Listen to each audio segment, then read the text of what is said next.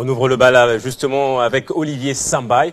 Il est philosophe, coordonnateur d'une ASBL, le cercle axiologique, et enseignant à l'université de Kinshasa. Avec lui, nous allons essayer de décrypter, de critiquer un peu ce qu'a fait l'élite congolaise depuis maintenant 63 ans que la RDC est un pays souverain. Olivier Sambaye, bonsoir et merci d'être là.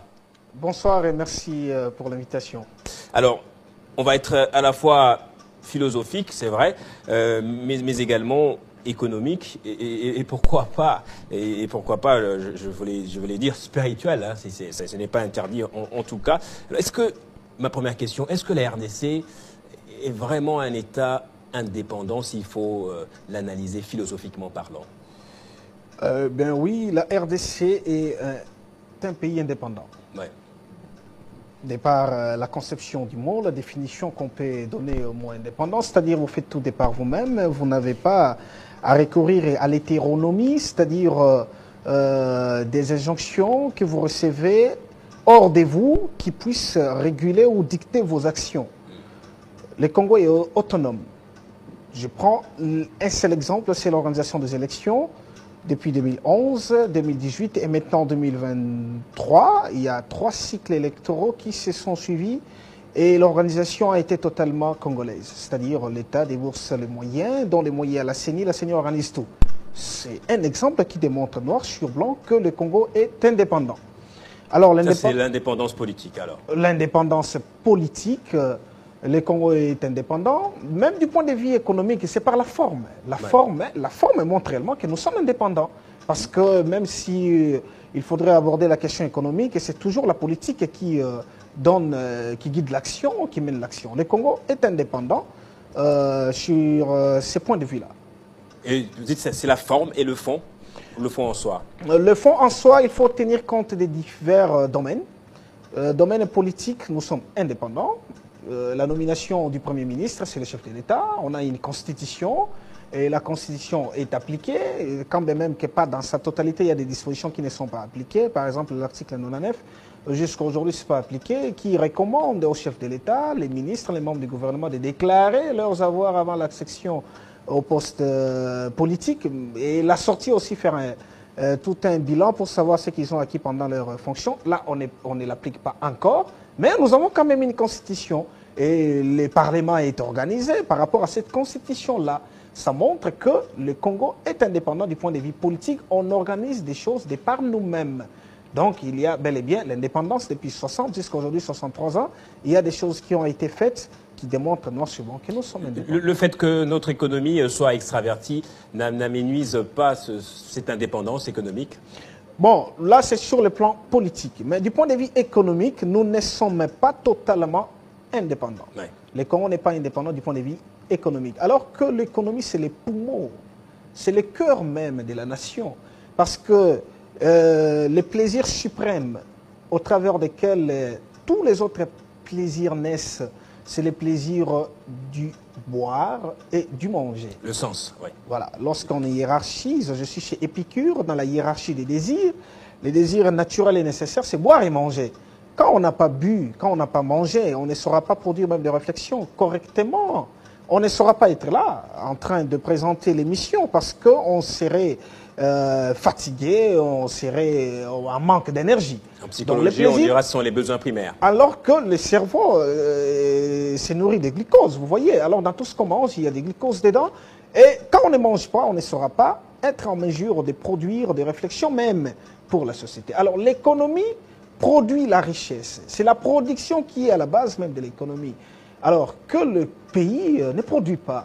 Ce qui est aussi décevant et choquant, c'est de voir que 63 ans après l'indépendance, on importe le riz. C'est inconcevable. 63 ans après l'indépendance, nous importons les maïs.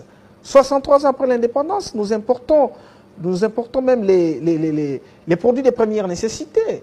Pour manger même du chinchard, on importe alors que nous avons tout un lac qui produit des poissons, des tonnes et des tonnes. Mais nous n'avons pas la production comme telle. Donc nous dépendons de l'extérieur. Ce qui fait que nous sommes nous-mêmes, mais la guerre même russo-ukrainienne perturbe même un tout petit peu l'économie congolaise. Alors qu'en principe, nous devrions avoir une possibilité de nourrir la population. Le Congo ne pouvait pas avoir dans sa population une partie, bon, la grande partie même des gens qui triment, qui vivotent, qui végètent, qui manquent à manger. Kinshasa n'est pas la RDC. Quand vous faites les tours du Congo, dans certains coins, vous allez vous rendre compte réellement qu'il y a beaucoup de choses à faire. Et parfois, vous allez vous dire réellement si nous sommes au temps contemporain ou nous sommes à l'Antiquité. Lorsque vous êtes à Lusambo vers l'Odja, traversant la forêt équatoriale, mais ce qui se passe, ce sont des humains, ce sont des Congolais qui vivent là. Mais une misère qui ne dit pas son nom. Nous ne pouvions pas, en principe, nous retrouver dans cette situation 63 ans après. Parce que le chiffre 63, si nous faisons la transposition et qu'on réfléchit un tout petit peu par l'absurde, nous allons nous rendre compte que c'est l'âge de quelqu'un qui a travaillé mais qui tend vers la retraite. Oui. Il a commencé à travailler à l'âge de 25 ans. Après avoir terminé les études universitaires, on dira que 42 ans durant, disons 48 ans durant, la personne a travaillé, mais il atteint l'âge de 63 ans. Il n'est pas en mesure de nouer les deux bouts du mois. Il n'est pas en mesure de se boucher la dent creuse, c'est-à-dire de manger, de boire. Il n'est pas en mesure de jouir de la vie. 63 ans alors que dans 2 ans, il va partir en retraite. Et quand il va partir à la retraite, c'est-à-dire il va directement passer de la vie au trépas. Ce qui veut dire que c'est un échec cuisant que nous avons enregistré 63 ans durant à cause justement Olivier Sambaï, de la mauvaise façon ce n'est ni l'élite que nous manquons, encore moins l'intelligence ou l'intelligentsia que la RDC manque. De tout le temps, on a vu des politiques éminents même être entourés des professeurs d'université. On vient souvent prendre quelques professeurs chevaux en philosophie à l'université de Kinshasa qui écrivent des textes, qui conseillent également. Alors, pourquoi, comment on en est arrivé là? C'est ma question, une question simple. Si on en est arrivé là, simplement parce que nous avons mal compris la finalité de l'agir politique. Au Congo, nous avons mal interprété Machiavel, on a mal interprété Montesquieu, on a mal interprété même Kwame Nkrumah, Cheikh Anta Diop, Ngoma Binda qui a aussi beaucoup écrit, les philosophes, par rapport à la façon dont on doit gérer la chose publique. C'est ce qui est à la base de cette dérive quasi totalitaire. Mais ce n'est pas tard, il faut qu'on y ressorte. Le problème, c'est que le Congo a construit un système tel que pour vivre dans l'opulence, pour s'offrir le confort de la vie, il faut faire la politique. C'est ce qu'on a vécu durant les 5 dernières décennies. Lorsque vous accédez à la gestion de la chose publique dans une fonction ou dans une autre, la première des choses, c'est vous offrir vous-même le confort. Cherchez à caser les membres de votre famille, cherchez à caser même les membres de votre clan, et cherchez à multiplier même les désirs. Vous verrez quelqu'un qui est marié va se trouver avec 4 à 5 femmes parce qu'il a accédé à la gestion de la chose publique. Et là, on vous offre tout ce qu'il faut, tous les conforts, les primes, les salaires, les frais d'émission, etc. Et ça fait en sorte que vous oubliez même la finalité de l'agir politique. C'est justement ça le problème. Le politique congolais est celui qui travaille pour soi et non pour le public, alors qu'ils sont à la gestion de la chose publique. Donc ils gèrent quelque chose qui ne leur appartient pas, mais quelque chose qui appartient au public. Et il faut tout faire pour offrir le bien-être à ces publics-là. Fort malheureusement, le politique congolais s'offre lui-même le plaisir, oublie la population, même si les cris montent jusqu'au ciel, l'homme politique congolais ferme les oreilles et n'entend pas les cris de détresse de la population. Alors s'il faut s'attaquer au problème à la source, en tout cas, ce serait où qu'il faut tenir justement ce petit diable qui fait que l'on interprète mal la politique et que même la politique devienne l'opium du peuple? Le problème est foncièrement éthique. Parce que techniquement, nous avons tout ce qu'il faut pour développer ces pays. Nous avons tout. En tout cas, je dirais, sauf rien. Nous avons tout ce qu'il faut pour développer ces pays. Quand on accède à l'indépendance, nous ne comptions pas beaucoup d'universités que nous avons aujourd'hui. Nous ne comptions pas beaucoup d'universitaires que nous avons aujourd'hui. Nous ne comptions pas à l'époque beaucoup de médecins que nous avons aujourd'hui. Mais il y en avait peut-être peu, mais la qualité était considérable. La qualité considérable. Les 5 premières années de l'indépendance, les Sud-Africains venaient se faire soigner au Congo. Mais aujourd'hui, la logique est inversée. Quand nous accédons à l'indépendance, la capitale Kinshasa était le centre scientifique africain, même de l'Afrique centrale. Il y a eu des grands forums, des grands colloques ici au Congo. Mais aujourd'hui, où en sommes-nous? La situation n'est plus la même, simplement parce que le problème est foncièrement éthique. Le problème est éthique dans ce sens que lorsqu'il faut faire quelque chose, l'homme congolais, parce que les casquettes changent, hein.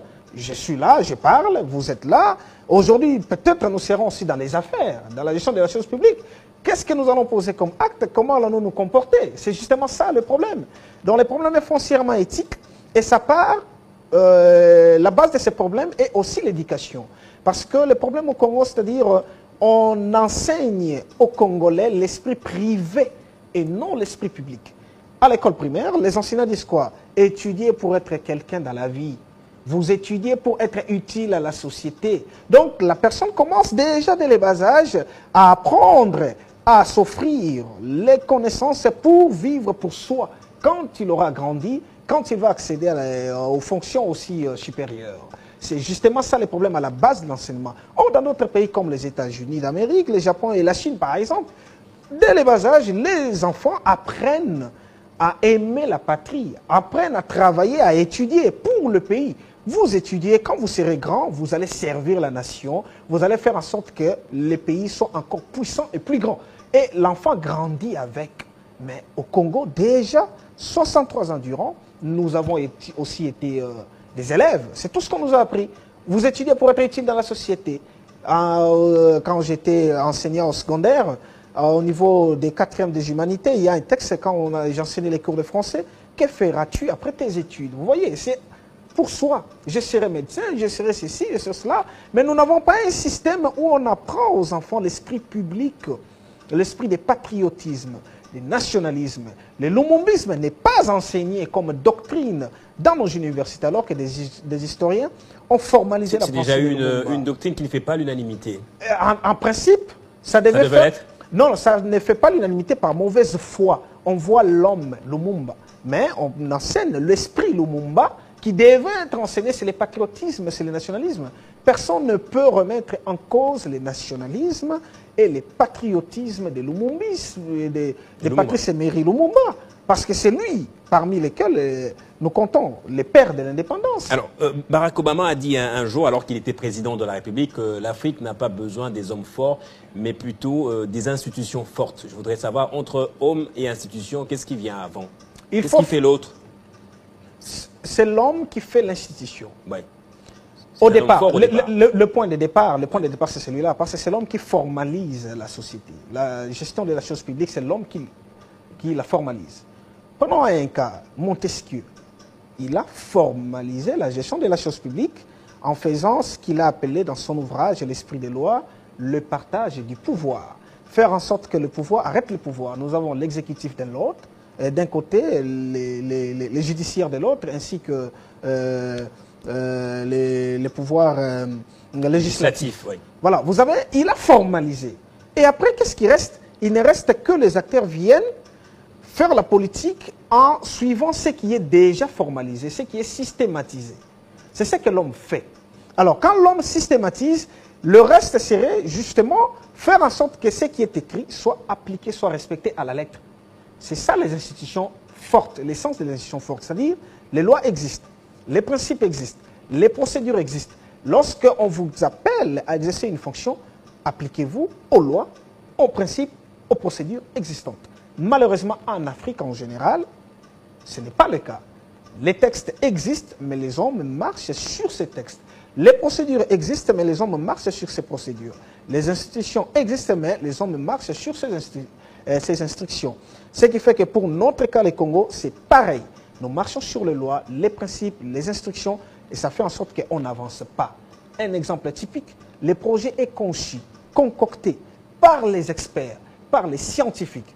Les projets présentés, les décideurs acceptent les projets, les décideurs ordonnent les décaissements, les fonds sont décaissés, les personnes devant piloter les projets reçoivent les fonds, mais au finish, les projets n'est pas exécuté. Comment expliquer cela? Et c'est ce qu'on a vécu depuis 1970. C'est là où les bas ont commencé à blesser. On a commencé à dégringoler. Et jusqu'à aujourd'hui, nous sommes restés dans cet esprit-là. L'esprit de l'individualité, l'individualisme, ce qui fait en sorte que le pays soit ne soit pas là où il devait être 63 ans après l'indépendance. On ne devait pas être dans la position actuelle. On devait être trop loin. Plus loin que la Corée du Sud, par exemple. Plus loin même que la Corée du Sud, plus loin même que je pourrais dire le Japon. Parce que, réfléchissons un peu. On accède à l'indépendance, il y a l'hymne national, conçu par des penseurs. Les mots seulement de cet hymne national, est-ce que c'est ce qui fait vraiment le propre des Congolais?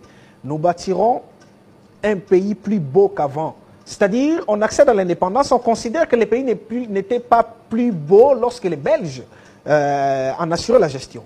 Est-ce qu'aujourd'hui, le pays est-il plus beau qu'avant l'indépendance? Quel autre mot uni par les sorts, dressons nos fronts, voilà. Dressons nos fronts, longtemps courbés, c'est à 1960, s'il vous plaît. Ce qui veut dire que 1985 jusqu'à 1960, les fronts étaient longtemps courbés. Aujourd'hui, ça s'est courbé davantage. 63 ans après, sont-ils redressés, dressés ou restent courbés ou courbés davantage? Voilà. L'esprit même de notre hymne national, est-ce que nous nous en sommes appropriés? Est-ce que les acteurs politiques depuis 60 jusqu'à aujourd'hui ont toujours travaillé, ont toujours milité pour offrir à ces pays le plus beau, la plus belle manière de vivre? C'est justement ça la question. Alors, le bilan tel que dressé montre qu'il y a beaucoup de choses à faire. Alors, que faire? Qu'est-ce que nous devons faire pour que nous puissions sortir de cette situation? Moi, je considère ça comme un bourbier dans lequel on se trouve. Que faire pour sortir de cette situation? La première des choses à faire, je réfléchis à haute voix, c'est de mettre en place un système qui puisse permettre à ce qu'il y ait une alliance entre la science et la politique. La première des choses. Parce que l'élite, comme on en parle, l'élite 63 ans après, qu'est-ce que l'élite a fait? L'élite a beaucoup fait, mais le politique n'a jamais récupéré ce que l'élite a fait. Parce que l'élite congolaise qui accède à la gestion de la chose publique, il va avec la subjectivité. C'est le subjectivisme avec ses propres idées. Parfois, il conçoit des théories pour assouvir les appétits du décideur. Et le décideur, en ce moment-là, suit ce que les politiques scientifiques lui présentent pour ses propres intérêts. Alors, de quelle science parlez-vous, puisque même cette science, cette académie, ces écoles sont à l'image même du pays, c'est-à-dire à l'état comateux? Bon, la science en général, parce que la science, c'est la formalisation de la réalité. La science, en proprement parler. Un savoir qui a formalisé la réalité, qui permet à ce que tout ce qu'on pose comme acte suive une certaine logique, une certaine procédure. C'est ça, la science.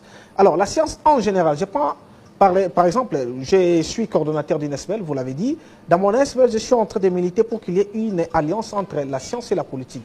Dans ce sens que, une structure à mettre en place où les théories scientifiques devraient être exploitées au travers des propositions pour résoudre les problèmes auxquels la société serait confrontée.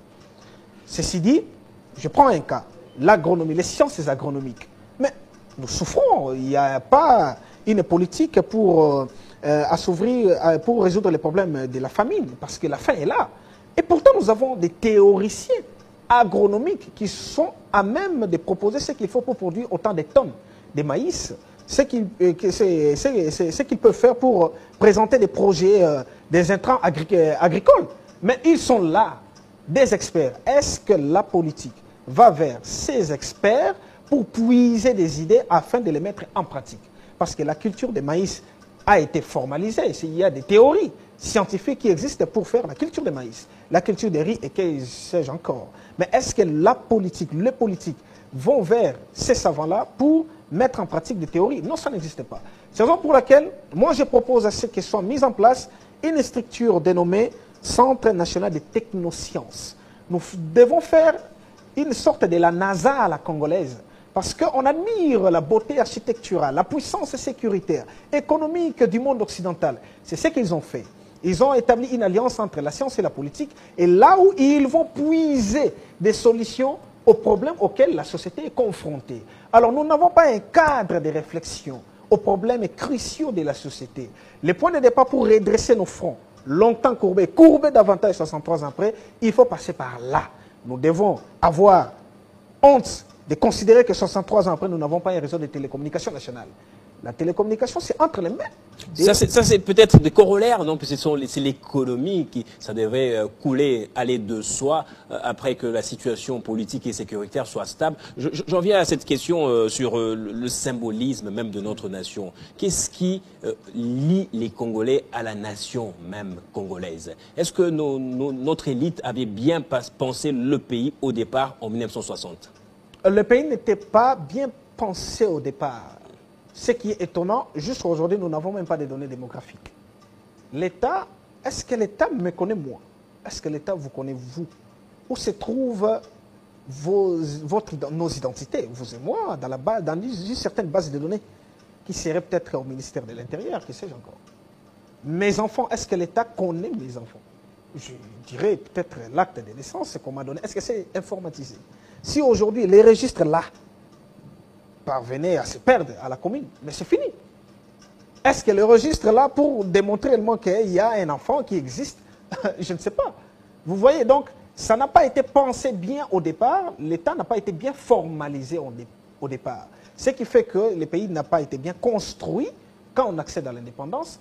Et 63 ans après, c'est tantôt on reconstruit, tantôt on parle de construction. Donc il faut une reconstruction et une construction logique en même temps, pour que la société soit un État au sens propre du terme. C'est-à-dire nous avons la population, on estime aujourd'hui à 100 millions, sur base de quel indicateur? Sur base des statistiques pures et simples qu'on présente dans la théorie des démographies, parce que la démographie, c'est tout un département à l'UNIKIN, mais est-ce qu'on a fait vraiment le décompte de toute la population? Alors que dites-vous, que répondez-vous à ces personnes qui estiment que nous avons accédé à cette indépendance de manière précipitée? Non, ont-elles tort ou pas? Non, l'indépendance vient toujours tardivement. Toujours tardivement. On ne peut pas dire que de façon un peu précipitée. Le problème, c'est qu'on arrache l'indépendance. L'indépendance, on ne vous l'offre pas parce que les colons, quand ils étaient là, ils s'offraient le plaisir en torpillant les richesses, en faisant ce qui lui semblait. Mais nous devrions agir pour arracher l'indépendance du point de vue diplomatique et du point de vue aussi organisation interne. Et c'est ce qui a été fait. L'indépendance n'a pas été acquise tardivement, tôt, mais ça a été acquise tardivement au regard de ce que nous avons enduré. Réfléchissons un peu. L'État indépendant du Congo, c'est depuis 1985 que la Belgique avait récupéré le Congo. De 85 jusqu'à 60, ça faisait combien? 75 ans. Mais vous comprendrez que 75 ans de colonisation, 63 ans de l'indépendance. Donc c'était tard. On a été colonisé pendant 75 ans. Mais depuis qu'on est indépendant, ça fait 63 ans. On ne peut pas dire qu'on a acquis l'indépendance tardivement. On ne s'était pas bien organisé quand on a acquis l'indépendance. C'est pourquoi le président Mobutu l'avait compris. En 1966, il avait commencé à donner des bourses aux éminents étudiants, disons, aux excellents étudiants qui excellaient chacun dans son domaine pour aller puiser. Parlons justement de ces Congolais qui ont bénéficié des bourses octroyées par le gouvernement. J'en citerai beaucoup en tout cas. On a M. Kengo Adondo, ils sont nombreux, Alexis Tambwe Mwamba, un peu toute cette élite aujourd'hui qui a travaillé avec Mobutu, après avec Joseph Kabila, quelque peu travaillé encore avec Tshisekedi. Le rapport justement dans la consolidation, la construction de l'État est-il minimisable, n'est-ce pas? La politique, le système politique tel qu'est conçu, nous avons d'abord un régime semi-présidentiel. Oui. Oui, donc les actions que l'on peut mener, les décisions ultimes, c'est le président de la République qui prend ça. Vous pouvez proposer, vous pouvez avoir des bonnes idées. Je connais d'heureuses mémoires que son nom représentait, Pierre Lumbi, avec des propositions extraordinaires. À l'époque, j'étais aussi proche de son parti, le MSR, des propositions extraordinaires, mais qui n'avaient pas été appliquées simplement parce qu'il y a des gens qui étaient ennemis de la République, mais en militant au sein de la même famille politique avec l'ancien chef de l'État. Ce qui fait que rien des propositions de Pierre Lumbi étaient appliquées.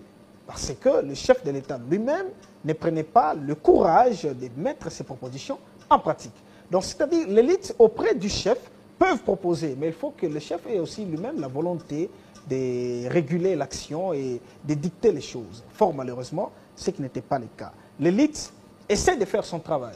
Je prends le cas du professeur Nyabirungu, qui écrit des livres chaque année pour proposer même la réforme de la chose publique. Je prends le cas du professeur Ngoma Binda. Ngoma Binda. la récente publication, la philosophie du droit politique. Mais est-ce que les politiques ont pu lire ces livres? Et il a même proposé un scénario à travers lequel on pourrait organiser les élections qui coûteraient à l'État congolais pas plus de 1 000 $ si je ne m'abuse pas. J'étais encore étudiant, ça faisait rire les gens, mais il a dit qu'il a analysé ces scénarios-là de fond en comble et que c'était possible de le réaliser. Exactement. Ils sont nombreux qui proposent. Mais que font les politiques? L'élite fait son travail. L'élite éduque déjà l'éducation. La plupart des professeurs d'université, nous sommes les produits de cette élite congolaise. Nous avons été entre les mains, nous avons appris. Ils font ce qu'ils peuvent. Mais le problème, c'est quoi? Ce sont des acteurs politiques, les gestionnaires de la chose publique. Est-ce qu'ils font la récupération des propositions des élites? Est-ce qu'ils mettent en pratique les propositions des élites pour que la société avance? Karl Marx a révolutionné l'Allemagne. La théorie de Karl Marx, c'est ce qui est appliqué en Chine et puis en tout Moyen-Orient. Alors, il y a Karl Marx pour la Chine, communisme, etc. Il y a Kemal pour la Turquie aujourd'hui, Mao Zedong. Qu'est-ce qu'il nous faut pour avoir ces genres de personnes aujourd'hui? Ce qu'il faut, c'est la prise de conscience des acteurs politiques, de leur être dans le monde, de la finalité de l'agir politique. On ne fait pas la politique pour soi. On fait la politique pour changer, pour développer, pour rendre les pays plus encore beaucoup plus puissants. Ce n'est pas le cas pour le Congo. On fait la politique pour soi, pour assouvir ses appétits, pour assouvir ses besoins, pour s'offrir le confort. Et on oublie même la population. Comment expliquer le fait qu'aujourd'hui, nous n'avons pas un grand parc agroalimentaire? Et pour manger même du chinchard, il faut importer. Nous n'avons pas de chalutiers, bateaux de pêche. 63 ans après. C'est inconcevable. Donc, c'est-à-dire, les acteurs politiques qui sont là pensent pour eux-mêmes. Et aussi, le problème, c'est que nous n'avons pas un cadre référentiel de production des pensées. C'est pourquoi je suis en train de militer pour que cela soit mis en place, en contact avec certains compatriotes de la diaspora. Nous allons travailler ensemble, de commun accord. Si le gouvernement l'accepterait, tant mieux. Sinon, nous allons essayer de faire des par nous-mêmes pour mettre en place la structure Centre national des technosciences. La science doit être au service de la nation. La technoscience, on va travailler par exemple dans le domaine de l'aéronautique pour qu'on produise les satellites propres aux Congolais qui va contrôler les frontières parce que aussi les frontières ne sont pas bien régulées. Si nous avons notre propre réseau de télécommunications géré par l'État, on peut même brouiller la communication dans les sites où se trouvent les rebelles, qu'ils ne soient pas en mesure de communiquer. Voilà, nous n'avons pas tout ça, 63 ans après. Ce n'est pas tard. Ça existe en tout cas, je me rends compte quand on se retrouve, il y a des moments où quand je me trouve à côté du chef de l'État, et la communication est brouillée. On doit avoir ces matériels dans le pays. Non, nous devons avoir les réseaux de télécommunications nationales. Ça n'existe pas. Nous n'avons pas les satellites propres aux Congolais qui puissent régler, contrôler les frontières. Ça n'existe pas. Nous n'avons pas de données démographiques. Ça n'existe pas. Nous n'avons pas de carte d'identité nationale. Ça n'existe pas. C'est inconcevable. 63 ans après, donc le pays est dans une situation telle qu'il faut qu'il y ait une refonte quasi totale. Qu'il y ait une refonte quasi totale, qu'on construise, qu'on reconstruise logiquement le pays. Aussi, nous devions avoir une structure, Conseil national par exemple, d'éthique et de déontologie, qui puisse renforcer les capacités éthiques des gestionnaires de la chose publique. Pour qu'ils comprennent que quand on fait la politique, ce n'est pas pour soi, mais c'est pour offrir le confort et le bonheur à la population dans sa majeure partie. Et non pour soi, et puis chercher à tout prix à vivre dans l'opulence, ce qui n'est pas... Donc le malheur aujourd'hui de ce pays est essentiellement dû au fait du seul agir de l'élite et de l'homme politique. Oui, oui, exactement, parce que la politique à viser de la science est la clé de tout développement. Or, au Congo, la politique n'est pas à viser de la science. Il n'y a pas cette alliance entre la science et la politique. Tous les pays occidentaux qu'on admire, dont on admire la beauté architecturale, la beauté sécuritaire, tout, ils ont fait une alliance entre la science et la politique. Qui dit science dit aussi la psychologie. La psychologie pour étudier les comportements de la population, comment est-ce qu'ils peuvent réfléchir, comment ils peuvent se comporter, parce que la population suit les comportements des acteurs politiques. Lorsque moi je suis dans les affaires publiques, si je me comporte mal, la population va suivre mon exemple. Si je détourne les fonds publics et je ne suis pas arrêté, la population dira « Ah non, on doit voler aussi l'argent du pays, on fera comme M. Sambaï qui a été arrêté et a été libéré. Même si vous volez, vous ne serez pas arrêté, vous ne serez pas inquiété. » Voilà tout ça. C'est tout ça le problème. Lorsque nous n'avons pas, jusqu'à aujourd'hui, nous avons les matières premières qui puissent contribuer à la fabrication de l'armement, qui alimente les industries de l'armement. Mais nous-mêmes, nous ne savons même pas fabriquer un simple Kalachnikov. Ce n'est pas acceptable, ce n'est pas concevable. Et alors, il faut qu'il y ait cet organe-là, cette structure qui puisse produire des pensées, des réflexions, pour rendre les pays plus forts, plus puissants, vraiment un État digne d'être au cœur de l'Afrique. Il conviendrait au gouvernement de voir si faire se peut, accepter notre proposition, ça se trouve déjà quelque part, et puis avec les compatriotes de la diaspora, on va la technoscience, c'est quoi d'autre? Il y a d'abord la technoscience. La technoscience, c'est l'ensemble, vous voyez, la science et la technique, et la technologie. En un mot, c'est ce qu'on appelle technoscience. La science en général, vous avez la médecine, vous avez la biologie, vous avez la chimie, vous avez l'ingénierie civile, vous avez les polytechniques, vous avez l'informatique surtout, où il faut vraiment beaucoup plus travailler sur la digitalisation. Vous avez la psychologie, vous avez le droit, l'économie, tout ça. Ces cadres-là, où nous avons tout un centre qui réfléchit sur des problèmes de la société de façon délibérée. Hein. Ce ne seraient pas des militants des partis politiques, ce seraient des scientifiques ici de l'université. Ils sont là, professeurs, ils enseignent, mais ils se retrouvent dans un centre où ils réfléchissent pour résoudre les problèmes de la société. Et après, ils vont présenter les documents, voici ce qu'il faut, voici les montants qu'il faut, de façon réfléchie, de façon correcte. Si les politiques, dans ces appétits inassouvissables, chercheraient à tripler les prix qui sortiraient du Centre national de technosciences, l'essentiel serait que le travail soit exécuté, soit réalisé pour développer les pays. Alors, vous avez ça, vous avez aussi un Conseil national d'éthique et de déontologie. Il faut renforcer les capacités éthiques. Le renforcement des capacités, on en fait dans tous les domaines. Dans le domaine des journalistiques, nous avons par exemple une agence qui renforce les capacités des journalistes. Ça existe ici à Kinshasa.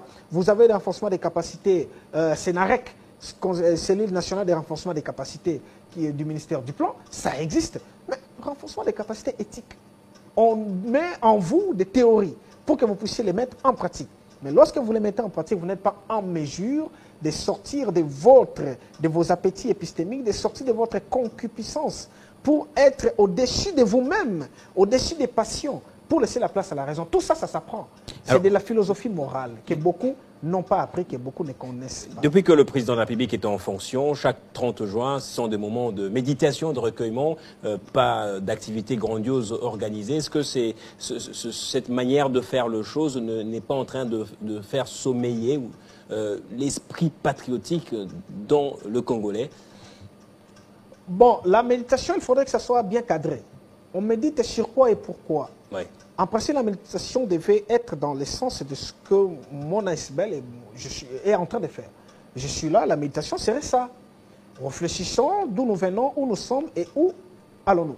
Et ça devait être des conférences, des colloques, des symposiums. En principe, normalement, on devait avoir tout un colloque de 3 à 5 jours. On a un culte d'action de grâce organisé. Je ne suis pas contre l'Église, je suis un chrétien pratiquant en tout cas, mais on a eu un grand culte aujourd'hui seulement. On a parlé de méditation, c'est vrai, dans l'Est du pays, ça barde à tout moment. L'Est du pays est en proie à l'insécurité. Est-ce que c'est vraiment bien de rester comme ça, sans rien faire, le 30 juin pendant 4 années de suite? Il ne faut pas à un certain moment qu'on recourt à la cosmogonie, qu'on recourt à la métaphysique, qu'on recourt au mysticisme pour gérer les pays. Ça ne sert à rien. La gestion est réelle. La sécurité est réelle. La guerre est réelle. Machiavel a écrit tout un livre, L'art de la guerre. Dans ce livre-là, vous voyez des théories qui puissent permettre à ce que des positions à prendre, des attitudes à adopter lorsque vous êtes agressé, lorsque vous êtes assiégé. Alors, la guerre étant réelle, réfléchissons sur la manière dont on peut sortir de cette guerre. Comment 63 ans après, nous n'avons pas réfléchi par nous-mêmes pour comprendre même les causes et les origines même de cette guerre.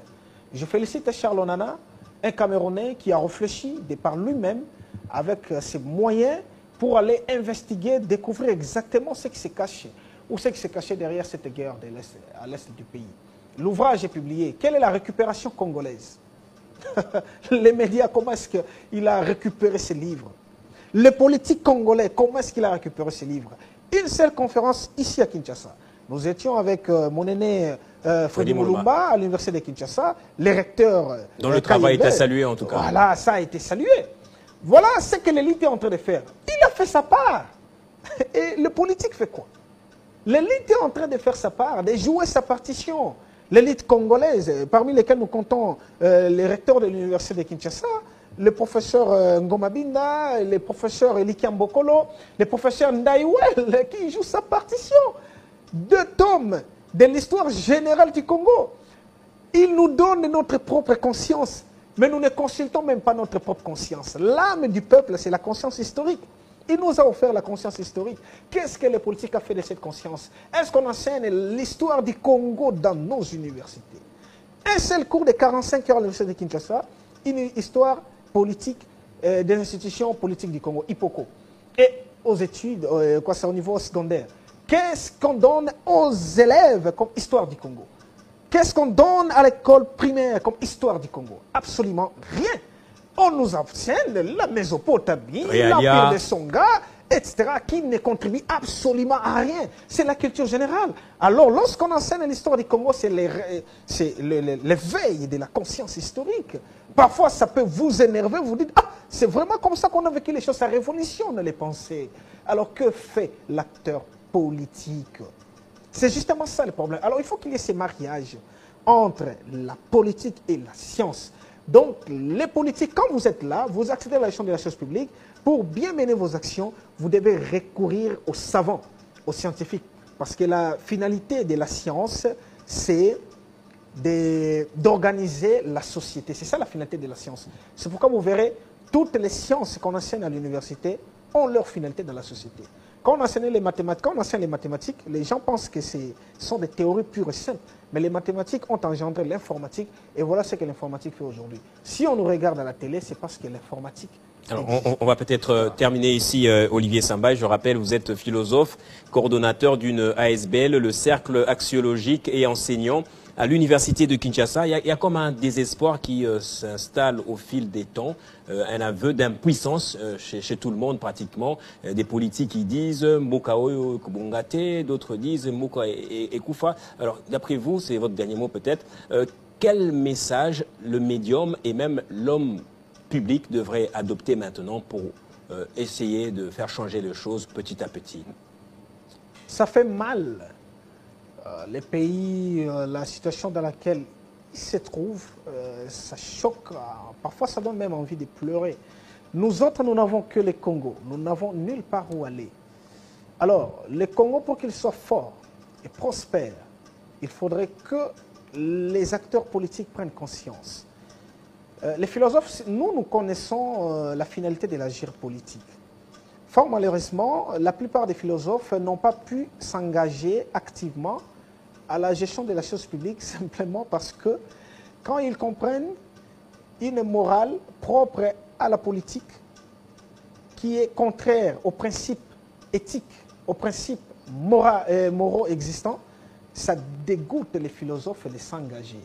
Alors qu'il n'est pas si compliqué qu'on fasse des choses comme ailleurs. La politique a sa morale. Et cette morale-là fait en sorte que quand on fait la politique, on perd tout ce qu'on appelle valeur. On installe les antivaleurs dans les secteurs ou dans l'environnement politique. Les antivaleurs parmi lesquels le mensonge.